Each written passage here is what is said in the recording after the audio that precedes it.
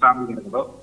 కానీ రంగా గారు అమ్మాయి మీడియాలో వస్తాను అనుకుంటుంది. వివిధ డిబేట్ చూస్తాను వివిధ ఛానల్స్ లోనే, వివిధ మీడియాలో, పట్టు మీడియా, నీలి మీడియాలో, ఇంకో మీడియా ఎక్కడ చూసినా కాపులు తిప్పుతూనే ప్రచారం జరుగుతుంది.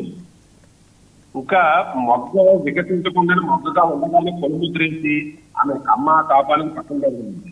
ముద్రేసి కాపుల చుట్టూ ప్రచారం చేసి ఆమె రాజకీయ జీవితాన్ని చేసేసి అలాగే కాపుల మీద కొనుముద్రేసి విధంగా ప్రచారాలు చేయడం పద్ధతి కాదండి.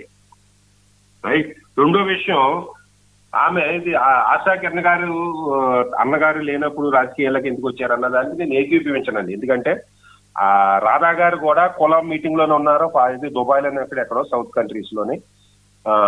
ఈమె కూడా కుల సంఘం మీటింగ్ లోనే ఉన్నారు, పాలకొల్లులోనే. అక్కడ అనౌన్స్ చేశారు. 2 మీటింగ్లు కూడా నాకు తెలిసింది 1 మంత్ ముందని ఫిక్స్ అయి ఉంటాయి. సో ఆ ఫిక్స్ అయిన డేట్ ప్రకారంగా ఇద్దరు కూడా కుల మీటింగ్లకు వెళ్ళారు. కానీ అన్నగారు లేని సమయంలో అనౌన్స్ చేశారు అనేది వాళ్ళిద్దరి మధ్యలో స్పీచ్ తీసుకురావడానికనే ప్రసారంగానే నేను భావిస్తాను. ఇంకా వంగవీటి ఆశాకిరణ్ గారు రాజకీయాలకు రావచ్చా లేదంటే ఎందుకు రాకూడదండి? అది చూస్తే డిటో యాజ్ టీచర్ రంగా గారు తీసుకొచ్చి అనిపిస్తారు మనకి. అనిపిస్తుంటే రంగా గారికి డిటోకి వెళ్ళి రంగా గారి బ్లడ్, ఆ బ్లడ్ పంచి బ్లడ్ తో పుట్టినాను ఒక మహిళ, ఒక పౌరురాలు రాజకీయాల్లోకి వచ్చే అవకాశం వచ్చే హక్కు ఉంది. ఆమె కావచ్చు వ్యక్తి పక్షంగా జాయిన్ అవ్వచ్చండి.